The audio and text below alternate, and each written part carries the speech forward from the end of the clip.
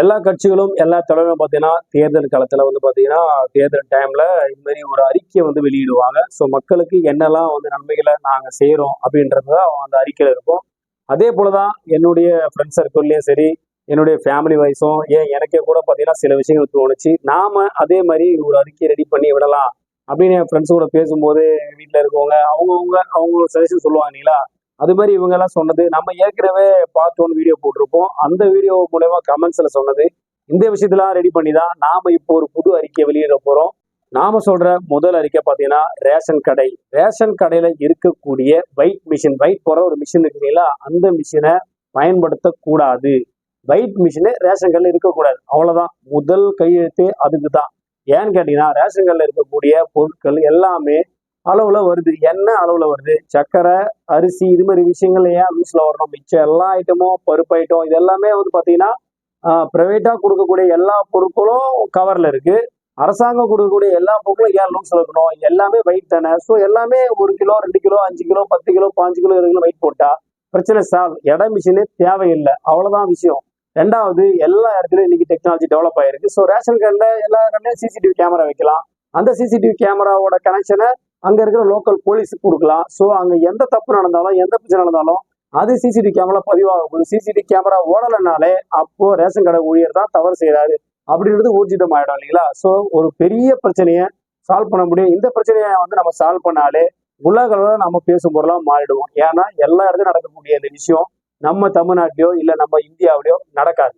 இதுக்கு அடுத்தபடியா பார்த்தீங்கன்னா பிச்சைக்காரங்களே இல்லாத தமிழ்நாடு, பிச்சைக்காரங்களே இல்லாத இந்தியா. இந்த 2 விஷயத்தை எப்படி உருவாக்குறது? பிச்சைக்காரங்க எல்லாரும் எதுக்காக பிச்சை எடுக்கிறாங்க? அவங்களுக்கு உணவு இல்லை, உறங்க இடம் இல்லை, இருப்பிடம் இல்லை, உணவு இல்லை, ட்ரெஸ் இல்லை, இது மாதிரி ஏதோ ஒரு காரணத்துக்காக தான் அவங்க பிச்சை எடுக்கிறாங்க. முக்கியமான விஷயம் என்னங்க? உணவு தாங்க. உணவு கூட வழி இல்லாதவங்க பிச்சை எடுக்கிறாங்கன்னா அவங்க தான் பிச்சைக்காரங்க. மற்றபடி எல்லாம் நம்ம பார்க்குற இடத்தெல்லாம் பிச்சைக்காரங்க கிடையாது. இதுக்காக தான் இந்த திட்டமே கொண்டு வரும். பிச்சைக்காரர்கள் மறுவாழ்வு மையம் அப்படின்ற ஒரு மையம் இப்ப அரசாங்கத்துக்கிட்ட இருக்கா என்னன்னு நமக்கு தெரியாது. ஆனா நாம இந்த மையத்தை கொண்டு வரோம். இந்த மையத்துக்கு நம்ம என்ன பண்ண போறோம் கேட்டீங்கன்னா, டோட்டலா நம்ம தமிழ்நாடோ இல்ல நம்ம டோட்டலா நம்ம இந்தியாவோ எல்லாரையுமே ஒரு பிச்சைக்காரங்களோட கை நீட்டி பிச்சை எடுக்க கூடாது. அவங்கள கூட்டு போயிடும். அதுக்காக அவங்கள கூட்டு போய் நம்ம பிச்சை எடுக்க வைக்க போறது இல்லை. அவங்களுக்கு அவங்க என்ன விதத்தை செய்யக்கூடிய விதத்துல இருக்காங்களோ அவங்களுக்கு தேவையான திறமைக்கு ஏத்த மாதிரி என்ன செய்ய முடியுமோ அது செய்யறோம். ரெண்டாவது பாத்தீங்கன்னா உண்மையாகவே அவங்களால உழைக்க முடியாது, அவங்கள பிச்சை தான் எடுக்கணும், அவங்களுக்கு குடும்பத்துல யாருமே கிடையாது, அவங்கள வந்து வீட்டுல இருந்து வெளியே ஏத்திட்டாங்க அப்படின்ற நிறைய விஷயம் இருக்கும் இல்லைங்களா.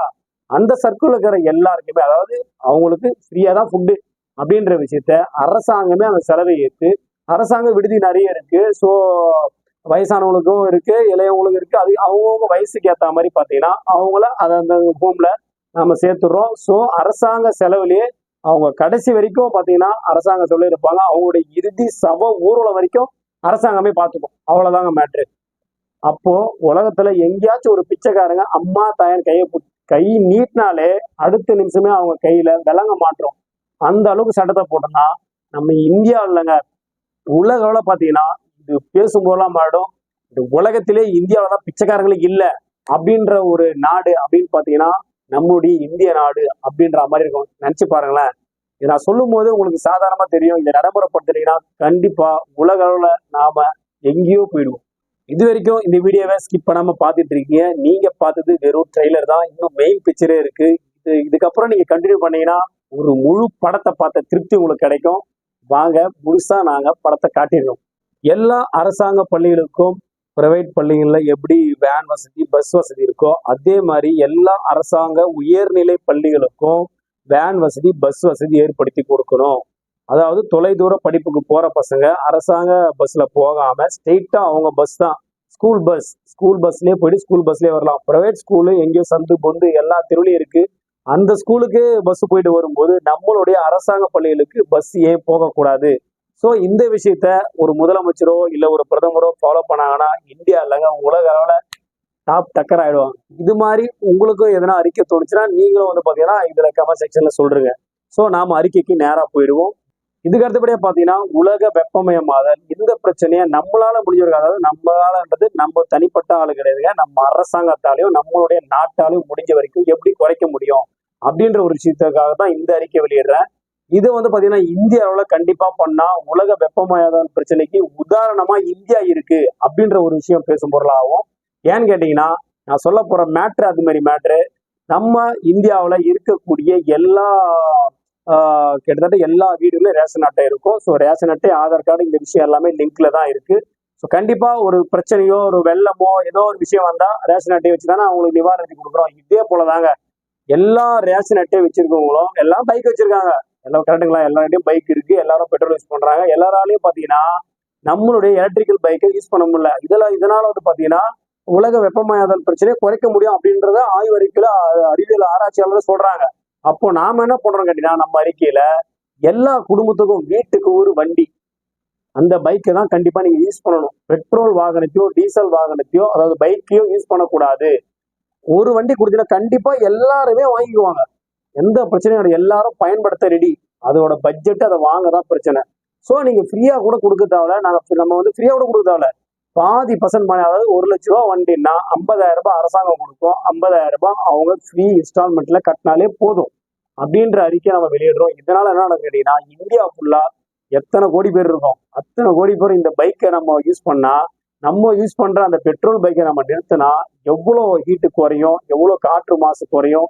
இதனால காற்று மாசும் குறையும், ஓசோன் ஓடுதுன்னு சொல்றாங்க, அந்த விஷயமும் சால்வ் அவுட் ஆகும். ஸோ எலக்ட்ரிக் பைக்கை நாம வீட்டுக்கு ஒரு பைக்கு 50% மானியத்தோட கொடுக்குறோம். இதனால உலக வெப்பமயமாதல் பிரச்சனையை தடுக்கிறோம். இதுக்கு அடுத்தபடியா முக்கியமான விஷயம் என்னன்னு பாத்தீங்கன்னா, நம்ம இந்தியா பாத்தீங்கன்னா 3 பக்கம் கடல், ஒரு பக்கம் தான் நிலம். ஸோ 3 பக்கம் கடல் சார்ந்த ஆட்கள் தான் இருக்காங்க. ஸோ கடல் மூலியமா வந்து வியாபாரம் பண்ணக்கூடிய, வணிகம் பண்ணக்கூடிய, அது மூலியமா கிடைக்கக்கூடிய பொருளை வச்சு வியாபாரம் பண்ணி வாழ்க்கை நடத்தக்கூடிய மக்கள் தான் அளவுக்கு அதிகமா இருக்காங்க. இதுதான் நிஜத்தமான உண்மை.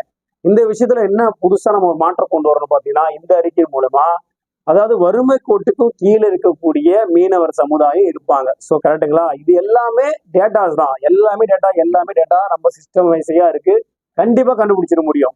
அவங்களோட ஆதார் கார்டு, அவங்களோட பேன் கார்டு, அவங்களுடைய வருமான சான்று, இதை பார்த்தாலே ஈஸியா பண்ண முடியும். நேர்மையா பண்ணா வறுமை கோட்டுக்கு கீழே இருக்கக்கூடிய எல்லா மீனவர்களுக்கும் இலவசமாக அடிப்படை வசதி கொண்ட ஒரு போட் இருக்கும் இல்லைங்களா? அந்த போட்டும் அவங்களுக்கு நவீனமயமாக்கப்பட்ட ஒரு மீன் பிடிக்கக்கூடிய வலையும் வந்து நாம இலவசமாக கொடுக்குறோங்க. இதை வச்சு அவங்க வாழ்க்கையிலேருந்து அவங்க முன்னுக்கு வருவாங்க. ஸோ அவங்களுடைய வறுமையிலேருந்து அவங்க மீண்டு வருவாங்க. இது மூலியமா நம்முடைய நாட்டுக்கும் வருமானம் அதிகரிக்கும். இதுதான் முக்கியமான விஷயம். இந்த விஷயத்த பண்ணாலும் இந்தியா ஃபுல்லா இல்லைங்க, வேர்ல்டு ஃபுல்லா ஒரே நாள்ல இந்தியா மாஸ் ஆயிடும். இதுக்கப்புறம் பாத்தீங்கன்னா முக்கியமான விஷயமா பார்க்கப்படுறது, நம்ம இந்தியாவில் பாத்தீங்கன்னா ஒவ்வொரு காலகட்டத்தில் ஒவ்வொரு முதலமைச்சரும் ஒவ்வொரு பிரதமரும் வந்தாங்க. ஸோ நிறைய ஸ்கீம் போட்டாங்க. இது மூலியமா பள்ளிகள்ல பாத்தீங்கன்னா மதிய உணவு, பாட புத்தகம், சீருடை, இது மாதிரி நிறைய விஷயம், காலணிகள், இது மாதிரி எல்லா விஷயமே கொடுத்துட்டு இருக்காங்க. ஆனா இப்ப நம்ம தமிழ்நாட்டோட பாத்தீங்கன்னா காலை உணவு திட்டமும் கொண்டு வந்துட்டாங்க. ஸோ இந்த திட்டத்தை நாம இந்தியா ஃபுல்லாவும் பயன்படுத்தலாம். இதனால பாத்தீங்கன்னா இந்தியா ஃபுல்லா காலை உணவு திட்டத்தையும் கொண்டு வரலாம். இதுக்கு அடிஷனலா நாம இன்னும் சிறப்பா இன்னொன்னு வரலாம்னு கேட்டீங்கன்னா, பசங்க ஈவினிங் வீட்டுக்கு போகும்போது அவங்க ரொம்ப களைப்பாயிடுவாங்க. ஏன்னா பிடி பீரியடு, ஸ்கூல் அன்னைக்கு நாள் ஃபுல்லா இருந்து லஞ்சு சாப்பிட்டதுக்கு அப்புறம் அவங்களுக்கு பெரிய பிரேக். இதுக்கப்புறம் அவங்க வீட்டுக்கு போகும்போது டைம் இருக்கும்ல, டிராவல் டைம், இது மாதிரி விஷயம்லாம் இருக்கு. இதெல்லாம் பார்க்கும்போது அவங்க வீட்டுக்கு போகும்போது ரொம்ப டயர்டா போயிடுவாங்க. ஸோ ஒரு எனர்ஜி ட்ரிங்க், இயற்கையாக கிடைக்கக்கூடிய இளநீர் இல்ல பதநீர், இது மாதிரி விஷயத்துங்களை நாம பசங்களுக்கு கொடுக்கலாம். இல்ல அதுக்கப்புறம் பார்த்தீங்கன்னா சிறுதானிய உணவுகளை வந்து அவங்களுக்கு ஈவினிங் டைம்ல ஸ்நாக்ஸ் மாதிரி கொடுத்து நம்ம சாப்பிட்டு அவங்க சாப்பிட்டே வீட்டுக்கு போவாங்க. இல்ல சாப்பிட்டும் போவாங்க, சாப்பிட்டுட்டே போனாலும் போவாங்க. பசங்க சுறுசுறுப்போடவும் எனர்ஜெட்டிக்காகவும் இருப்பாங்க.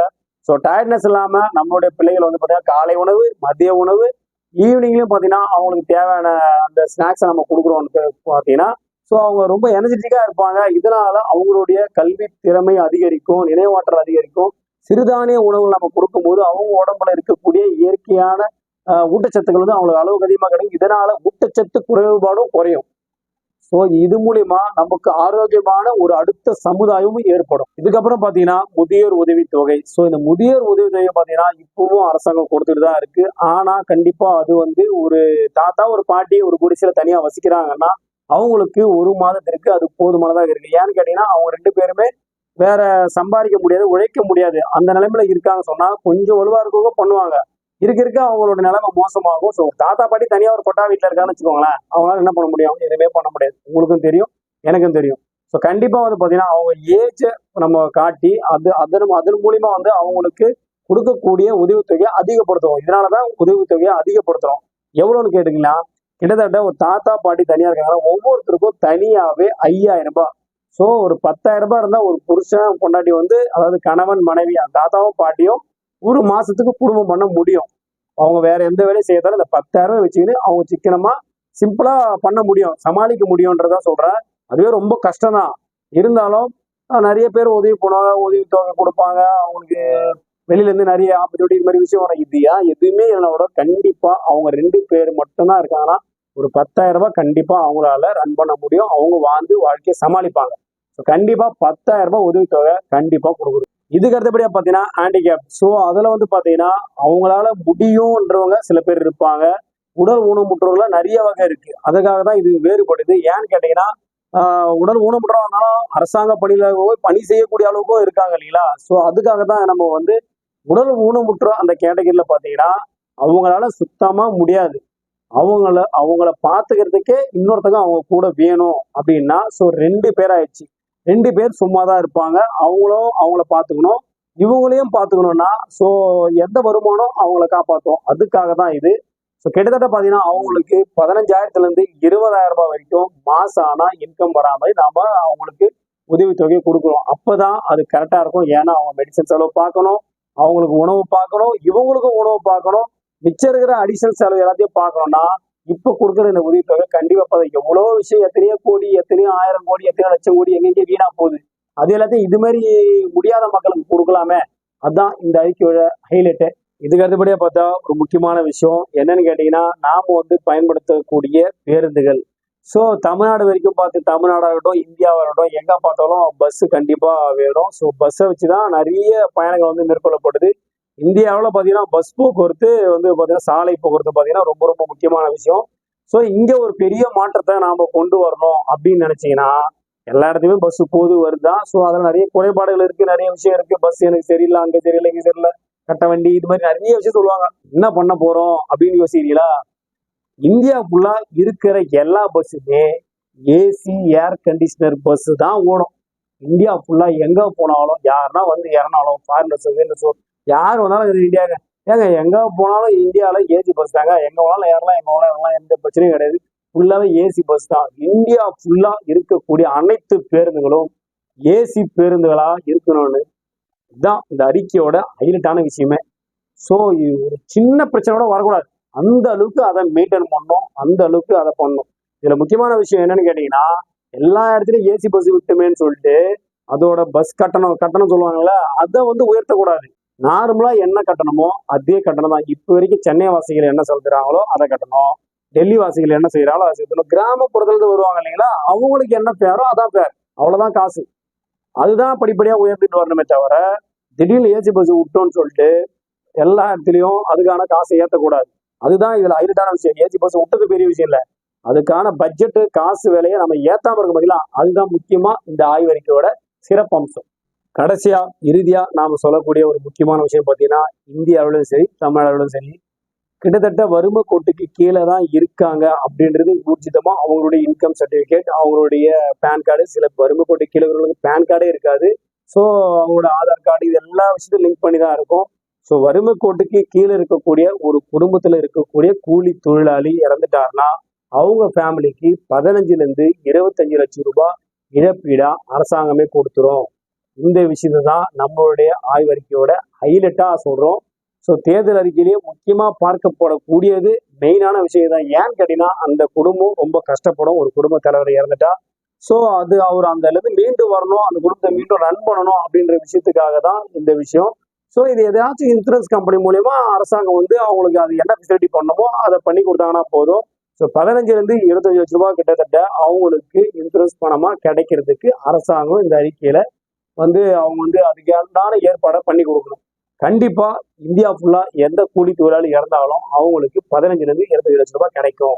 இந்த பதிவு வந்து பார்த்தீங்கன்னா, கண்டிப்பாக அடுத்த தலைமுறையாக இருக்கக்கூடிய சமுதாயத்தில் இருக்கக்கூடிய இப்போ இருக்கிற ஜென்ரேஷன் வந்து பார்த்துட்டு இருக்கலாம். ஸோ இப்போ இருக்கிற ஜென்ரேஷன் தான் நாளைய சமுதாயம். அவங்க வந்து பார்த்திங்கன்னா அடுத்து வந்து பெரிய அரசியல் தலைவர்களாகவோ யாரோ ஒருத்தர் தானே வந்து ஆகணும். ஸோ கண்டிப்பாக உங்களில் யாராச்சும் ஒருத்தர் தான் வருவீங்க. அப்படி வந்தீங்கன்னா இது மாதிரியான இம்ப்ளிமெண்ட் பண்ணலாமா, இல்லை இதை விட இன்னும் சிறப்பான விஷயங்களை நீங்கள் பண்ணலான்றதுக்காக தான் இந்த வீடியோ நாங்கள் மேக் பண்ணி போடுறோம். ஸோ கண்டிப்பாக உங்களால் பண்ண முடியும்னா பண்ணுங்கள். இல்லை இதை விட இன்னும் சிறப்பாக பண்ண முடியும் அப்படின்னு சொன்னாலும் அதை கமெண்ட் செக்ஷனில் சொல்லிட்டு நீங்களும் வந்தீங்கன்னா பண்ண ட்ரை பண்ணுங்கள். ஸோ எப்படி இருந்தாலும் நம்ம இந்திய நாடு வளர்ச்சி அடைஞ்சால் போதும், வல்லரசு நாடு ஆனால் போதும். உங்களை போலவே உங்கள் ஃப்ரெண்ட்ஸ் அண்ட் ஃபேமிலி தெரிஞ்சுக்கணும், நம்ம இந்த வீடியோவை ஷேர் பண்ணி விட்டுருங்க. அப்படியே ஃபஸ்ட் டைம் நம்ம சேனலை பார்க்குறீங்க சொன்னால் சப்ஸ்கிரைப் பண்ணி வச்சுக்கோங்க. அப்போ தான் நாம் போகிற இது மாதிரி அற்புதமான தகவல்லாம் உங்களுக்கு தெரிஞ்சிட்டே இருக்கும். அதை பார்த்து நீங்கள் பயன்பெற முடியும். மீண்டும் ஒரு நல்ல பதிவோடு உங்களை சந்திக்கிறேன். நன்றி, வணக்கம்.